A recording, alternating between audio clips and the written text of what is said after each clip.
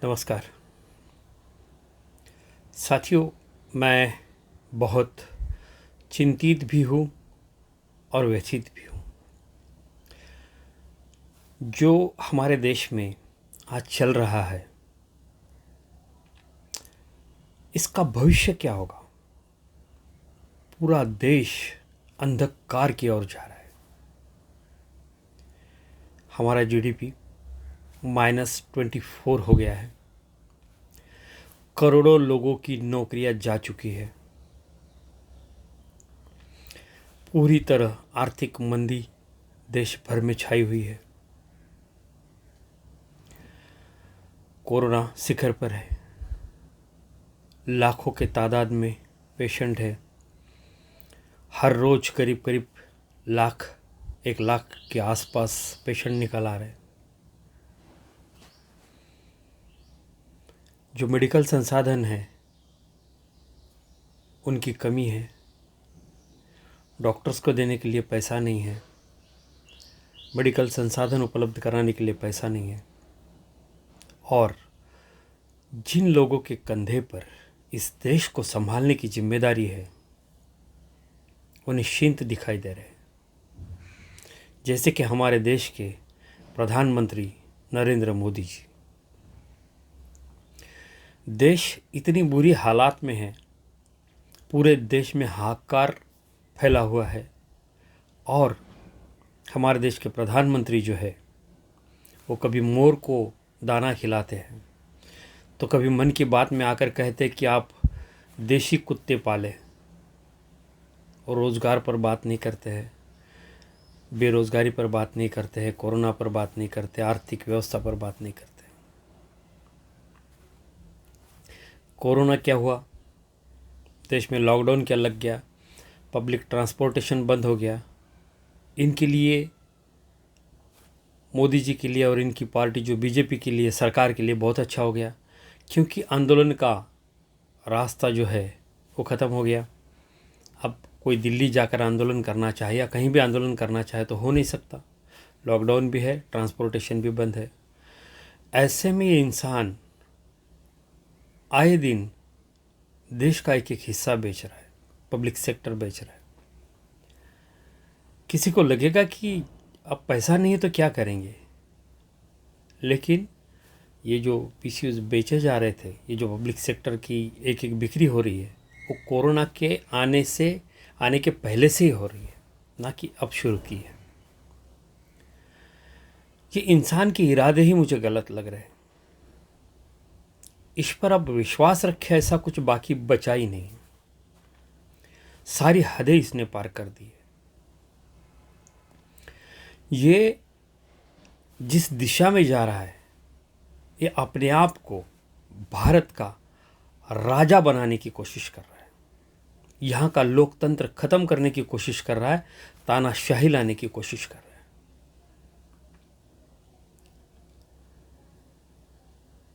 और ये जो पब्लिक सेक्टर बेचा जाता है, वो गिने चुने 2 लोगों को ही बेचा जाता है, अंबानी और अदानी।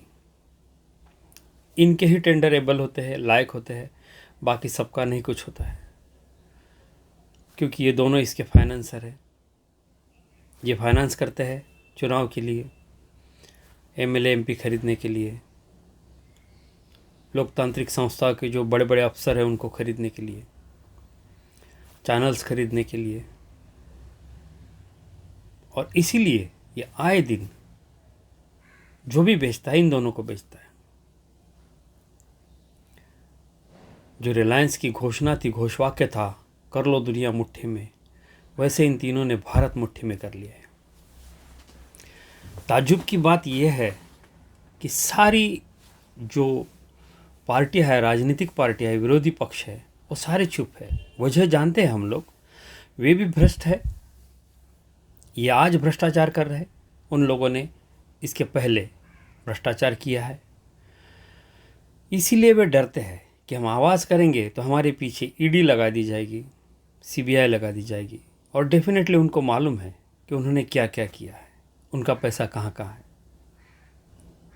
तो ये लोग भी आवाज़ नहीं कर सकते। बाकी देश में जो लोग हैं वो कुछ दलित है, कुछ मुस्लिम है, कुछ सिख है, कुछ हिंदू है, कुछ ईसाई है, कुछ जैन है। बिक रहा तो देश बिक रहा है, हमें क्या, वो सारे शांत हैं। आज कोई मोदी के खिलाफ या जिस तरह से वो देश की बिक्री कर रहा है उसके खिलाफ कोई बोल नहीं रहा है, सारे चुप हैं। गिने चुने पूरे देश में 140 करोड़ पॉपुलेशन जिस देश का है, उस देश के गिने चुने 15 लोग बोलते हैं, बाकी कोई कुछ नहीं बोलता है। बड़ी दुखद बात है। अगर इसी तरह पब्लिक सेक्टर का एक एक हिस्सा बेचता जाएगा तो आने वाले भविष्य में देश कैसे चलेगा? निजी या सरकारी पेंशनकारियों को पेंशन कहाँ से दी जाएगी? जो लोग आज नौकरियां कर रहे हैं, सरकारी दफ्तरों में हैं, उनकी पगार कहाँ से दी जाएगी? बाकी की जो स्वास्थ्य व्यवस्था है या बाकी अन्य जो देश की ज़रूरत है वो कहाँ से पूरी होगी? पैसा ही नहीं आएगा। और इस तरह का जो फ्रॉड प्रधानमंत्री है, उसे ना वर्ल्ड बैंक भविष्य में लोन देगी, ना कोई देश लोन देगा। हाँ, अगर ये देश का बहुत बड़ा हिस्सा टुकड़ा उनको दे देता है तो फिर ज़रूर मिल जाएगा। या वर्ल्ड बैंक वाले कुछ कंडीशन रखेंगे कि हम कहते उस तरह से अगर आप देश चलाओ तो शायद वर्ल्ड बैंक लोन दे देगी। लेकिन लोन कितना लेंगे? पहले से ही इस इंसान ने, नरेंद्र मोदी ने, इस देश पर कितना लोन ले रखा है किसी को कुछ पता नहीं है। कितना सोना गिरवी रखा है किसी को कुछ पता नहीं है। सारी खबरें दबा दी जाती है। चैनल तो इनके ही है। आरटीआई ख़त्म हो चुका है तो कोई मामला पूरी पारदर्शक रूप में सामने आता ही नहीं है। ऐसे हालात में देश का क्या होगा? भूखमरी से लोग अभी मरने लग जाएंगे। शुरू हो चुका है ये सिलसिला। लोग मर रहे हैं भूखमरी से। अनाज नहीं है, पैसा नहीं है, बेरोजगारी बढ़ गई है, लोगों को रोजगार नहीं है। क्या करेंगे? कहाँ से खाएंगे? कैसा घर चलाएंगे? कैसा पैसा कमाएंगे? व्यापार ख़त्म हो चुका है, उद्योग ख़त्म हो चुका है। इसने जीएसटी के माध्यम से पहले ही व्यापार ख़त्म कर दिया। जैसे वो मुर्गी के पेट से सोने का अंडा निकालते, उसी तरह से इसने देश को पूरा एक ही बार बर्बाद कर दिया जीएसटी के माध्यम से, नोटबंदी के माध्यम से। अब देश सारा बर्बाद है, लेकिन इसको चिंता नहीं। क्या चाहता है ये इंसान? मुझे तो अभी पूरा यकीन हो गया कि ये इंसान इस देश को बर्बाद करना चाहता है। न जाने कौन से जन्म का ये बदला ले रहा है इस देश से। क्या बिगाड़ा इस देश ने इसका? इतना महत्वपूर्ण पद मिला है।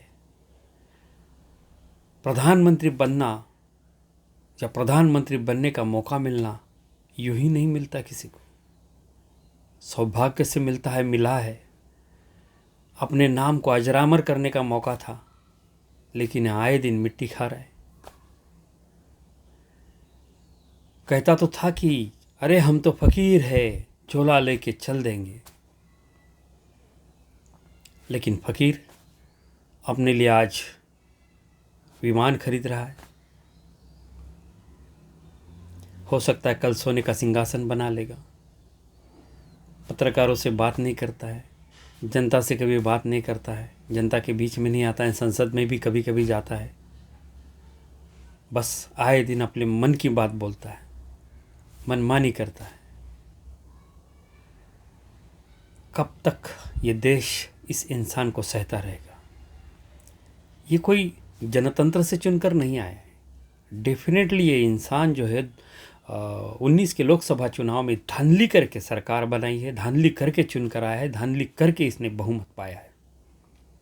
ईवीएम मैनेज करके ये लोग सरकार में आए हैं और उसके बाद इस तरह से देश को लूटे जा रहे हैं। ऐसा कौन सा फैसला है इन्होंने जो 2014 से लेकर आज तक किया जिसमें देश का हित होगा? इन्होंने सारे फैसले देश के अहित में लिए हैं, अंबानी और अदानी के हित में लिए हैं। ये ना हिंदुओं का है, ना मुसलमानों का, ना सिख, ना ईसाइयों का। न ये भगवान को मानता है। ये सारा ढोंग है। ये इंसान सिर्फ मानता है तो पैसे को मानता है। कहने को तो फकीर है, कहने को तो इसको कोई नहीं है, लेकिन ऐसा बिल्कुल नहीं है। ये अय्याश आदमी है, अहंकारी आदमी है। आए दिन पैसा कितना ज़्यादा इकट्ठा हो सकता है उतना पैसा कर रहा है। हो सकता है कि इतना पैसा आ जाएगा इनके पास कि मरने के बाद इनको चंदन की लकड़ियों में नहीं, नोटों में भी जला दो तो कम नहीं पड़ेंगे नोट। इतना पैसा इकट्ठा कर लेंगे ये लोग, बर्बाद कर देंगे पूरे भारत को। आने वाले समय में कोरोना का संकट और गहरा होता चला जाएगा। किसी को कुछ पड़ी नहीं। जितने हमारे देश में नेता है, चाहे वो राज्य के हो चाहे देश के हो, किसी को कुछ पड़ी नहीं है। ये लॉकडाउन जानबूझकर इस तरह का लगाया गया ताकि देश आर्थिक दृष्टि से बर्बाद तो हो जाए, लेकिन कोरोना बढ़ता ही चला जाए, कोरोना ख़त्म ना हो। जब कोरोना ख़त्म ही नहीं हो रहा था तो इतना लंबा चौड़ा लॉकडाउन लगाकर इस देश की अर्थव्यवस्था का बेड़ा गर्क करने की क्या ज़रूरत थी। अनुशासन होना चाहिए था इस लॉकडाउन में, लेकिन ऐसा नहीं हुआ, क्योंकि ये चाहते ही ऐसा थे कि अनुशासन ना हो। लोग घूमे फिरे कोरोना को बढ़ावा दे, और दूसरी तरफ लॉकडाउन की वजह से देश आर्थिक रूप से बर्बाद भी हो जाए। वही इसने किया है।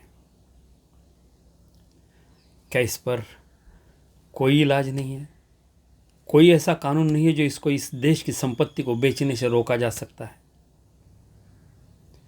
ये तो बड़ी गजब की बात है कि एक इंसान फ्रॉड करके सरकार बना लेता है, देश को पूरे अपने कब्जे में ले लेता है, इस देश की सारी लोकतांत्रिक संस्थाओं को अपने कब्जे में ले लेता है, और आए दिन इस देश की प्रॉपर्टी बेचता है। ये तो देशद्रोह हो गया। धोखे से सरकार बनाना और फिर देश की सारी प्रॉपर्टी बेचना, और वो भी अपने दो लोगों को देना, सस्ते में देना, कौड़ियों के मोल देना।